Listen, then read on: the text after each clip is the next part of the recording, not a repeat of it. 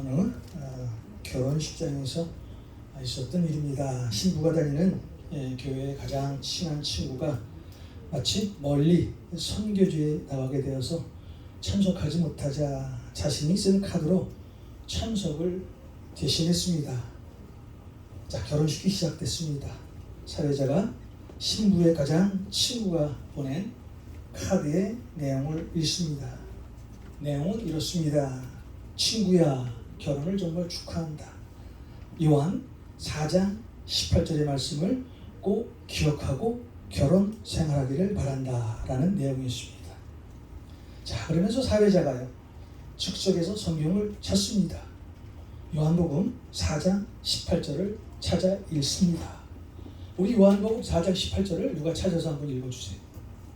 요한복음 4장 18절을 누가 한번 찾아 읽어주세요. 어떤 내용인가? 가장 친한 친구가 지금 결혼을 할 신부에게 보내는 메시지예요. 요한복음 4장 18절. 너에게 남편 5이 있었고 지금 있는 자도 내 남편이 아니니 내 말이 한되도다. 참되도다. 너에게 남편이 5이 있었고 지금 있는 자도 내 남편이 아니니 내 말이 참되도다.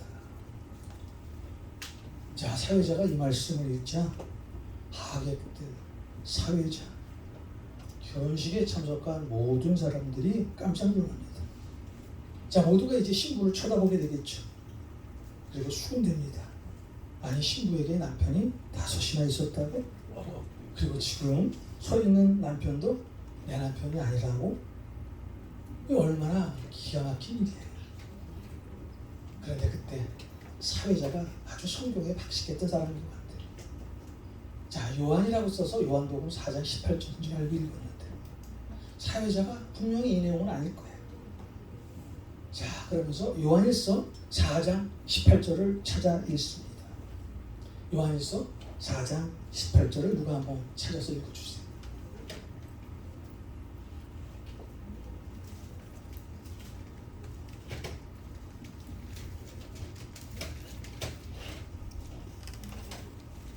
사랑함에 두려움이 없고 온전한 사랑이 두려움을 내쫓나니 두려움에는 형벌이 있음이라. 두려워하는 자는 사랑 안에서 온전히 이르지 못하느니라. 예, 이 가장 친한 친구가 가장 친한 친구에게 이 말씀을 전해주려고 했는데, 자, 요한 4장 18절이라는 이 말을 듣고 이 사회자는 요한복음 4장 18절이구나 라고 생각을 하고 요한복음 4장 18절을 읽었다. 자, 제가 왜 이 예화를 드리냐면 다른 것은 다 여러분 머리 잊으시고 글자 하나가 빠졌죠. 일서라는 글자 하나가 빠졌어요. 글자 하나가 있고 없고가 이렇게 큰 차이를 가져온다는 거예요. 여러분, 믿음도 마찬가지예요. 믿음이 있는 것과 믿음이 없는 것의 차이. 그 차이의 결과는요, 전혀 다른 그리스도인의 모습으로 살아갈 수가 있다는 거예요. 자, 믿음이 있다는 것은 하나님을 의지하며 사는 것입니다. 자, 믿음이 없다는 것은 자기 신념으로 사는 그런 생활입니다. 믿음이 있다는 것은 하나님과 동행하고 있다는 증거입니다. 믿음이 없다는 것은 내가 지금 교회를 다니면서도 지금 예배를 보면서도 하나님이 없이 그냥 그런 신앙생활을 하고 있다는 거예요. 자, 여러분, 우리가 믿는 믿음은요, 믿는 마음과 행위로 이루어져 있습니다. 무엇보다도 믿음 있는 사람은 하나님의 신실하심에 대한 내적인 확신을 가지고 신앙생활을 하게 됩니다. 자, 이 여러분의 이 내적인 확신이 행동으로 드러나는데 이것을 우리는 신앙생활이다 라고 말씀할 수 있겠지. 자, 우리는 예수 그리스도를 믿어요. 다 믿습니다. 그래서 이 자리에 앉아 있어요. 자, 예수 그리스도를 믿는 그 내적인 확신이 겉으로 드러나는 것이 뭐예요? 신앙생활이다. 자, 여러분의 믿음은요, 신앙생활로 드러나게 되어 있다는 거예요. 그래서 야고보는요, 야고보서 2장 17절에 행함이 없는 믿음은 죽은 믿음이다 라고 말씀합니다. 믿음은 반드시 행함을 통해서 드러나게 되어 있다는 거예요. 자, 마가복음 10장에 보면 섬기고 모든 사람이 종이 되는 것이, 마가복음 10장에 보면 섬기고 모든 사람의 종이 되는 것, 이것이 믿음 있는 사람의 행동인 거예요. 남을 섬기고 또 옆에 있는 어느 분의 종이 되는 그 자체가 여러분이 믿는 믿음의 내적인 행위라는 거예요. 자, 그래서 믿음, 신앙은 생활로 드러나게 돼 있죠. 왜 야고보가 행함이 없는 믿음은 죽은 믿음이다 라고 했을까요? 그래서 오늘도 여러분이 교회 나와서 이런저런 모습으로 교회를 섬기고 봉사하고 하는 이 자체가 믿음의 그 내적인 행위를 생활로 드러나는 것이에요. 그리스도인들에게 믿음은 삶의 핵심입니다. 성경의 이야기는 믿음의 사람들의 이야기입니다. 그래서 성경에 등장하는 거의 모든 사람들은 믿음의 사람들입니다. 자, 그렇다면 성경이 말씀하는, 성경이 말하는 믿음이 어떤 것일까요? 오늘 우리가 읽은 이 말씀이에요. 믿음이 없이는 하나님을 기쁘시게 하지 못하나니 하나님께 나아가는 자는 반드시 그가 계신 것과 또한 그가 자기를 찾는 자들에게 상 주시는 이심을 믿어야 할지니라. 자, 하나님께서 우리의 믿음을 볼 때 가장 기뻐하신다는 거예요. 하나님의 말씀은 살아있다는 거예요. 그리고 결국에 하나님은 믿음으로 사는 사람에게, 믿음으로 사는 여러분에게 반드시 상급을 주신다는 거예요. 믿음으로 사는 사람의 결과물은요, 반드시 하나님의 상급이 있습니다. 믿으시기 바랍니다. 아멘. 우리가 신앙 생활을 하다 보면은 교회에서 만나는 그 모든 사람들, 여러분이 밖에서 어떤 사람을 만날 때 나는 교회를 다녀요 라고 이야기했을 때 그 사람 모두가 믿음이 있어 보이죠. 그렇죠? 믿음이 있어서 여러분 교회에 나왔어요. 믿음 없이 교회에 나오는 사람은 없습니다. 교회가 어떤 것이지? 예수님이 살아계신가? 그 교회 가면은 그 성도들이 어떤 사람일까? 라는 조그마한 믿음을 가지고 교회에 나오게 돼 있어요. 그래서 성경은 믿음을 이렇게 구분하죠. 큰 믿음이 있는 반면에 작은 믿음이 있다.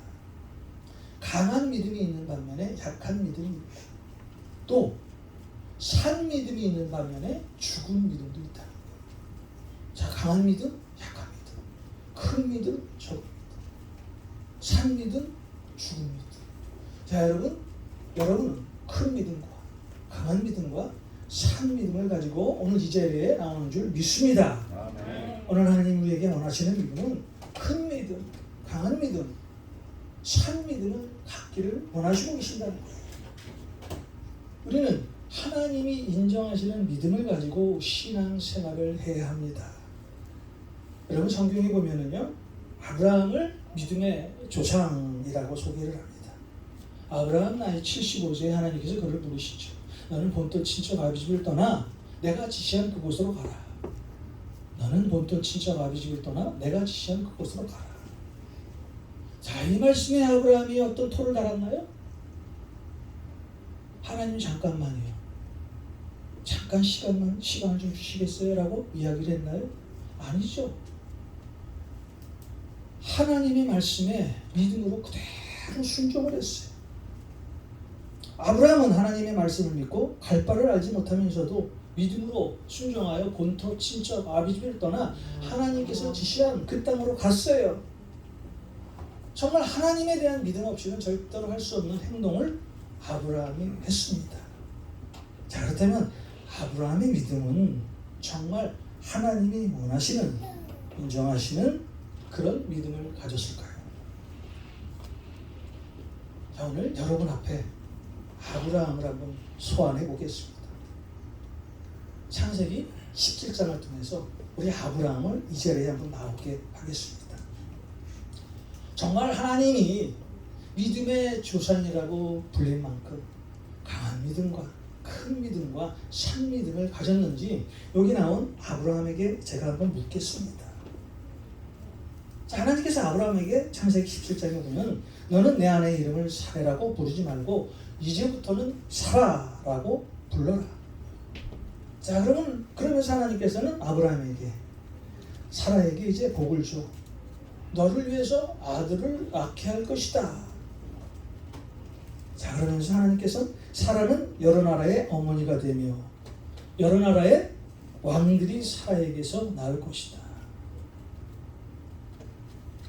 자, 하나님께서 이제 아브라함에게 나타나 내가 너에게 복을 주는데 너에게 아들을 줄 것이며 너의 아내 사라에게 엄청난 복을 주시겠다고 말씀합니다. 자, 이 말을 들은 아브라함이 어떻게 대답을 합니까? 하나님 감사합니다. 하나님의 말씀을 믿습니다. 라고 대답을 했나요? 아브라함은요 얼굴을 땅에 대고 웃었어요. 창세기 17장을 한번 찾아보세요. 여러분이 지금 이해가 안 되신다면은 하나님께서 사라에게 복을 주고 너에게 아들을 줄 것이다라고 하나님께서 진지하게 말씀하셨는데 아브라함은요 그 하나님의 말씀을 듣고 땅에 얼굴을 대고 웃습니다. 그리고 마음으로 혼자 말해요. 하나님 말도 되지 않는 말 저에게 꺼내지 마세요. 아니 100살이 된 내가 어떻게 아이를 가질 수가 있겠어요? 내 아내 사라의 나이가 몇 살인 줄 아세요? 그때 사라의 나이가 몇 살이에요? 그때 사라의 나이가 몇 살이에요? 90이었죠. 그렇죠. 90에 하나님께서 아기를 주시겠다는 이 말에 사라가 듣고 얼마나 속으로 웃었겠어요. 플리즈 하나님 농담하지 마세요. 저 그런 농담 들을 마음 아닙니다. 라고 생각을 했겠죠. 그렇겠죠. 당연하죠. 이제 아브라함이 100세인데 사라의 나이가 90세인데 어떻게 아기를 가질 수 있겠어요, 하나님? 플리즈 나한테 그런 말 하지 마세요. 나한테 한 번만 더 말씀하시면 저 시험 들어요. 라고 속으로 생각할 수 있었겠죠. 왜냐하면 아브라함이 이 하나님의 말씀을 듣고 속으로 웃었다고 성경에 나와 있어요. 자, 그러면서 하나님께 우리 아브라함이 뭐라고 얘기해요? 그냥 있는 이스마엘 그 자식 하나 잘 챙겨주세요. 저한테 그런 말 하지 마시고 그냥 살아있는 이스마엘에게나 복을 주시면 정말 좋겠어요. 라고 아브라함이 이야기를 하잖아요. 자, 75세에 하나님께서 너는 본토 친척 아비 집을 떠나 내가 지시한 모든 그곳으로 가라라고 얘기했을 때 아브라함은 즉시 순종했어요. 믿음으로 받아들였어요. 그런데 그 믿음을 가졌던 아브라함이 24년이 흐른 뒤에 하나님께서 그에게 약속의 말씀을 주셨음에도 불구하고 아브라함은 그 하나님의 약속의 말씀을 믿음으로 받아들이지 않았다는 거예요. 자, 그렇다면 아브라함은 75세에 하나님의 말씀을 믿음으로 받아들인 후에 24년 동안 하나님을 믿고 신앙생활을 했을까요? 아니면 그냥 자기가 이해되는 부분만 가지고 하나님을 이해하려고 했습니까? 하나님의 말씀을 믿고 순종하고 따랐음에도 불구하고 아브라함은 창세기 17장에 나오는 그 말씀으로 봐서 24년 동안요 자기가 이해되는 그 부분만 가지고 신앙생활을 했다는 것을 우리는 알 수가 있겠죠. 자, 그렇다면 이 말씀의 잣대를 저에게 여러분에게 한번 배우자는 거예요. 자, 여러분은 예수 믿고 나서 지금까지 어떤 믿음을 가지고 신앙생활을 했어요?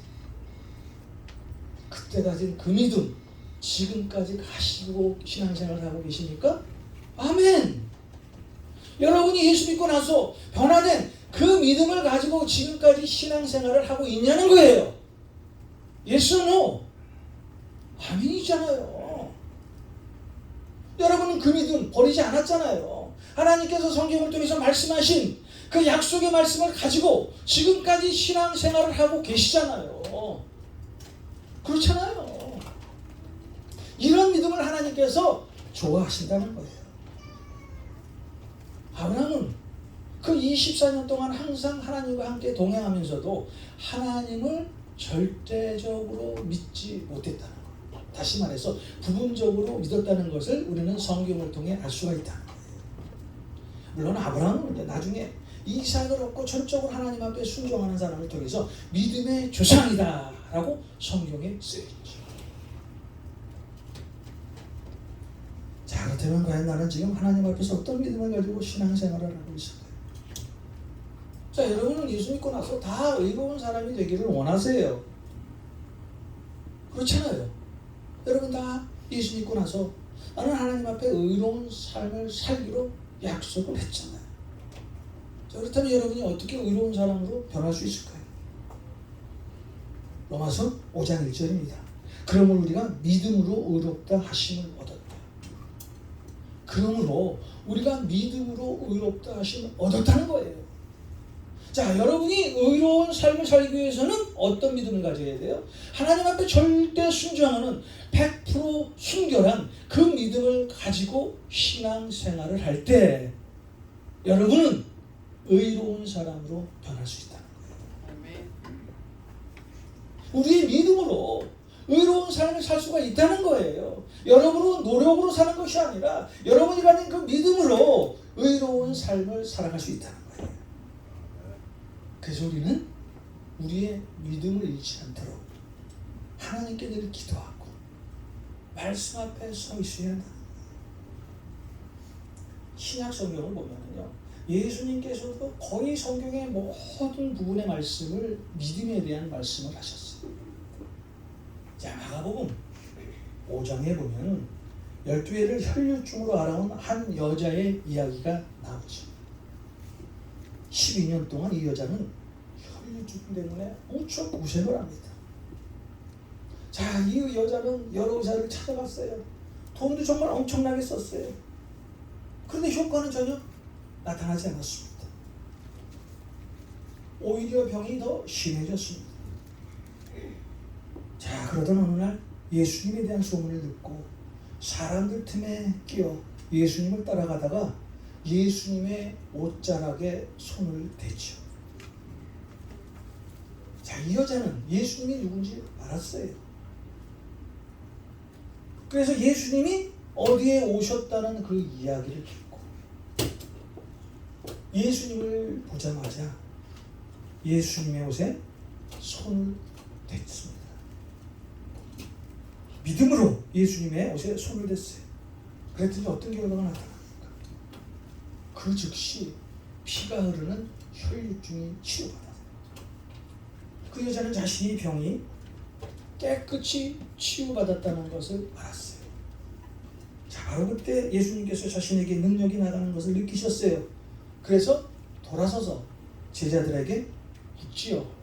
누가 내 옷을 만졌느냐? 제자들이 말합니다.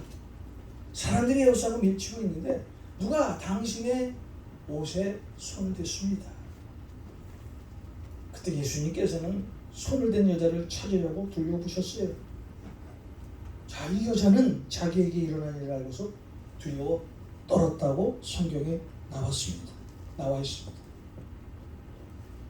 자, 그리고 이 여자는 예수님의 발 앞에 엎드려 절하고 모든 사실을 예수님 앞에 고백합니다. 예수님께서 이 여자에게 말씀합니다. 딸아, 내 믿음이 너를 낫게 하였다. 안심하고 가거라. 너는 더 건강해질 것이다. 딸아, 내 믿음이 너를 낫게 하였다. 자, 여러분의 믿음으로 예수님 앞에 나가면 예수님이 하실 수 있다는 믿음으로 예수님 앞에 나가기만 한다면 할 수 있거든이 무슨 말이냐? 믿는 자에게는 능치 못함이 없느니라. 할 수 있거든이 무슨 말이냐? 믿는 자에게는 능치 못함이 없느니라. 우리가 예수님을 믿고 그 말씀을 믿고 예수님 앞에 나가기만 한다면은요, 할 수 없는 것이 없다는 거예요.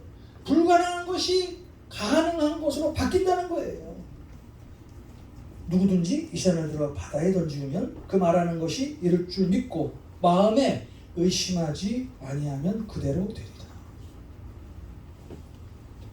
여러분, 하나님을 바라보고 하나님을 믿고 행할 때 우리는 하나님의 기적을 체험합니다. 그래서 히브리서 11장 1절에 뭐라고 말씀합니까? 믿음은 바라는 것들의 실상이요 보이지 않는 것들의 증거니. 자, 믿음은 바라는 것들의 실상이요 보이지 않는 것들의 증거니. 자, 믿음은요 우리가 바라는 것들에 대해서 확신하는 거예요. 또 믿음은요 보이지는 않지만 그것이 사실을 믿는 거예요. 여러분, 하나님 만난 사람 계세요? 하나님의 얼굴 본 사람 계세요? 하나님의 음성 듣지 못했어요? 주님의 얼굴 본 사람 계세요? 주님의 음성 들은 사람 계세요? 여러분 다 주님의 음성을 듣고 믿음 생활을 하잖아요. 또 감동으로 하나님의 얼굴을 다 보셨을 거예요. 우리는 갈 바를 알지 못하는 그런 사람들이에요. 여러분, 내일을 알 수 있는 사람이 있을까요? 저도 몰라요. 여러분도 몰라요. 하나님은 아실 거예요. 그래서 성경은 믿음으로 하나님 앞에 나아가라고 하는 거예요. 갈 바를 알지 못하고 내일을 알지 못하는 여러분들에게 믿음으로 하나님 앞에 나아갈 때 하나님께서 약속하신 그 말씀을 여러분을 통해서 들어내신다는 거예요. 아브라함이 그랬어요. 노아가 그랬어요. 다윗이 그랬어요. 성경의 모든 인물들은요 하나님 앞에 믿음으로 나아갔던 사람이에요. 결국 하나님의 사람은 그 믿음대로 그 믿음의 방향대로 삶을 살아가게 되죠. 믿음은요 하나님께서 우리에게 주시는 능력입니다. 믿음 없이는 하나님을 기쁘시게 할 수가 없습니다. 우리는 믿음 없는 자가 아니라 믿음 있는 자가 되어야 합니다. 네.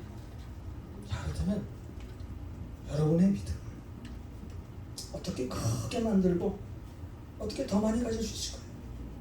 어떻게 여러분의 그 믿음을 큰 믿음, 강한 믿음, 산 믿음, 그런 믿음을 가지고 우리가 신앙생활을 할 수가 있을까요? 여러분, 어떻게 해야 우리가 하나님 보시기에 그 기쁜 그런 믿음을 가지고 신앙생활을 할 수가 있냐는 거예요. 자, 베드로전서 2장 2절에 이런 말씀이 있습니다. 베드로전서 2장 2절입니다. 갓난 아기들같이 순전하고 신령한 젖을 사모하라. 이는 그로 말미암아 너희로 구원에 이르도록 자라게 하려 함이라. 갓난 아기들같이 순전하고 신령한 젖을 사모하라. 이는 그로 말미암아 너희로 구원에 이르도록 자라게 하려 함이라. 자, 이걸 제가 쉬운 성경으로 이해를 돕겠습니다. 갓난아이가 젖을 찾듯이 순결한 말씀을 사모하십시오. 그러면 여러분의 믿음이 자라나고 구원을 받게 될 것입니다. 근데 우리가 이 읽은 마지막의 말씀, 여러분들은 구원을 받은 사람이에요. 그렇죠? 구원받은 백성이에요. 자, 우리의 믿음은요 말씀의 순수한 젖을 사모하고 그것을 먹음으로써 우리의 믿음이 성장하게 되어 있다. 이미 구원받은 여러분들은, 이미 구원받은 하나님의 자녀인 여러분들은 새로 태어난 갓난 아기로서 말씀의 젖을 먹고 자라야 믿음이 생긴다. 그렇잖아요. 아기가 새로 태어났어요. 젖 없이 자라날 수가 있어요? 당연히 젖을 먹어야 그 아이가 정상적으로 성장을 하겠죠. 자, 우리의 믿음이 성장하려면 어떻게 해야 할까요? 그것은 하나님의 말씀이 젖을 사모. 하나님의 말씀의 젖을 사모할 때 우리의 믿음이 자라난다는 거예요. 그렇다면 하나님의 말씀의 젖인 성경을 봐야겠죠. 말씀을 봐야 되겠죠. 말씀 없이 절대 믿음이 자라나지 않아요. 교회를 30년, 40년, 50년 다녔다고 하더라도 성경을 안 읽으면은 우리의 믿음이 자라나지 않는다는 거예요. 그래서 우리가 매일마다 성경을 읽는 거예요. 말씀이 우리를 살리는 거예요. 말씀 없이 여러분 믿음이 자라나기를 바라지 마세요. 그래서 말씀을 봐야 돼요. 그래서 성경을 봐야 된다는 거예요. 그래서 성경을 놓지 말아야 된다는 거예요. 우리의 손에서. 자, 성경을 보면은 누구에게 유익이 있을까요? 목사가 매일마다 이사야서 11장 4절 그 요약을 하고 여러분에게 주는 그 사람에게 유익이 있을까요? 하나님에게 유익이 있을까요? 바로 여러분에게 유익이 있다. 하나님의 말씀인 그 말씀의 젖을 먹을 때 하나님께서 약속하신 그 모든 것들을 여러분을 통해서 이루게 된다는 거예요. 그래서 말씀을 봐야 돼. 말씀 없이 절대 믿음이 성장되지 않습니다. 말씀을 안 보면은요, 그냥 우리는 종교인으로 살아갈 수밖에 없다는 거예요. 그래서 하나님께서 여러분을 보시면 참 기뻐하실 거예요.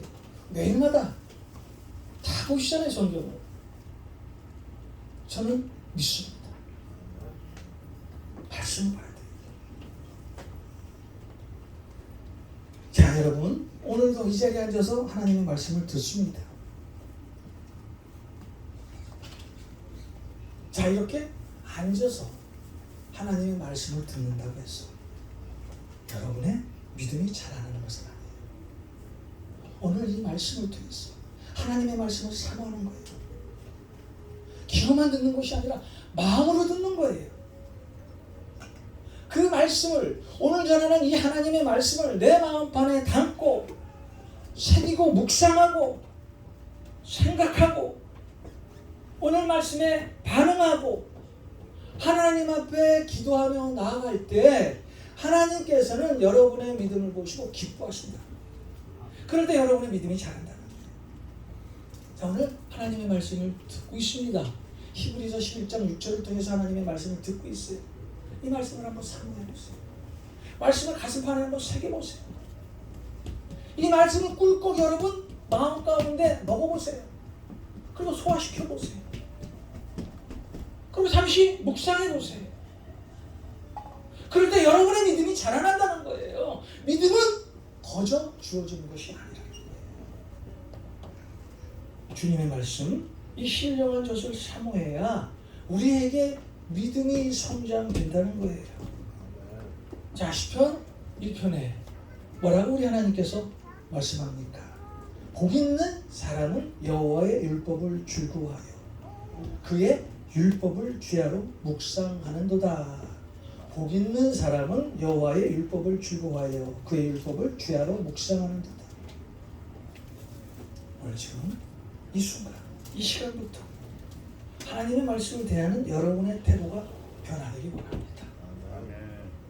우리가 만약 예배 시간에 말씀에 집중하지 않고 다른 생각을 하면서 어제까지 생각했던 그 세상의 분주한 생각을 하면서 형식적으로 앉아 있다면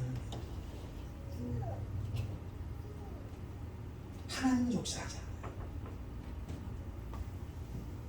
여러분, 이제부터는 이 갓난아기가 젖병을 꼭 잡고 우유를 쭉쭉 빨아 삼키듯이 그렇게 간절히 사모하는 마음으로 하나님의 말씀을 한번 받아들여 보세요.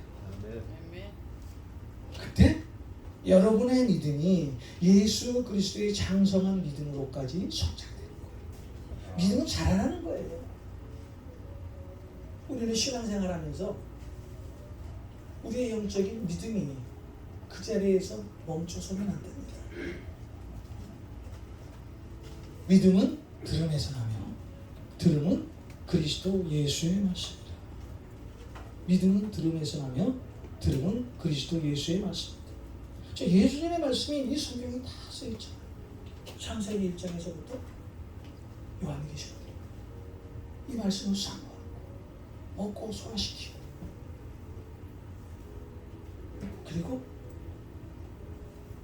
하나님의 말씀을 묵상할 때 여러분의 믿음이 자라난다. 여러분, 이 성경 매일 한 장씩 씹어 드세요. 아니 2장씩. 시간이 되신다면 하루에 10장씩요 씹어 드세요. 한 장 한 장 뜯어서 이 성경을 씹어 먹어야 돼. 그래야 소화가 됩니다. 여러분이 이 성경을 씹어 먹어서 소화가 될 때 하나님께서 우리를 모으시고 기뻐하신다. 이럴 때 우리의 믿음이 자랍니다. 만약 여러분들이 예수님이 하나님의 아들이심을 믿는다면 여러분들은 그것을 믿는 사람처럼 말하고 행동을 해야 합니다. 자, 만약 여러분들이 하나님께서 여러분들의 모든 필요를 채워주실 것을 믿는다면 여러분의 말과 행동도 그렇게 표현해야 합니다. 여러분, 하나님을 기쁘시게 하는 그런 믿음을 가지시기 바랍니다. 그래요. 저도 과거에 아주 오래전에 교회를 다닐 때 그렇게 다녔는지 참 이 말씀을 준비하면서 회개했어요. 교회를 몇십 년 다니면서 내가 하나님의 종이 되기 전에 그냥 교회를 관성으로 그냥 갔다 오지 않았는가. 내가 하나님의 말씀을 마음판에 남지 않기 위해서 맨 위에 앉아서 세상적인 생각, 내 사업적인 생각을 가지고 하나님 앞에 나가지 않았는가.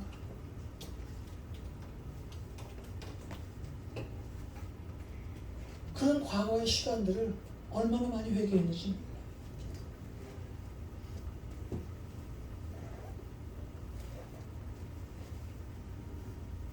얼마 전에 어느 목사님과의 모임이 있었는데 그 목사님이, 어느 목사님이 강단에 서서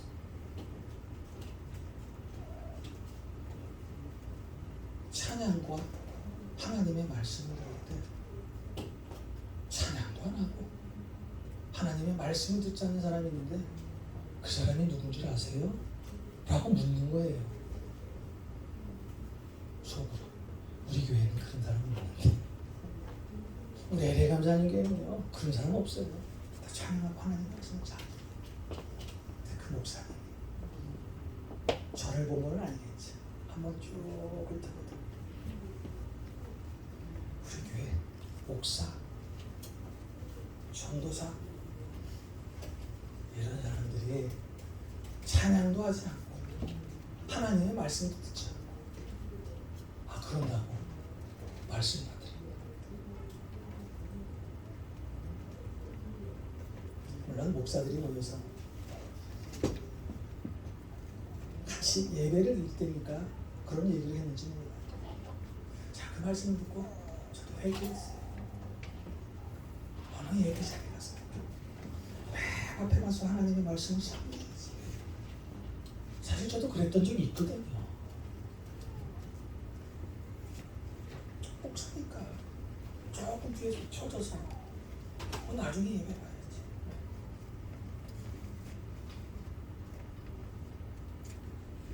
하나님의 말씀을 사모하세요. 그럼 묵상하십시오. 마음판에 새기십시오. 매일 성경을 찢어 잡수십시오. 그래야 우리의 믿음이 성장된다는 거예요. 오늘부터 여러분의 삶에 변화가 찾아오기를 소원합니다. 아멘. 여러분 모두가 주님을 기쁘시게 하는 그런 믿음을 갖기를 소원합니다. 아멘. 말씀을 맺겠습니다. 하나님은 믿음의 사람을 보고 기뻐하세요. 성경에 등장하는 모든 사람들은 믿음의 사람들입니다.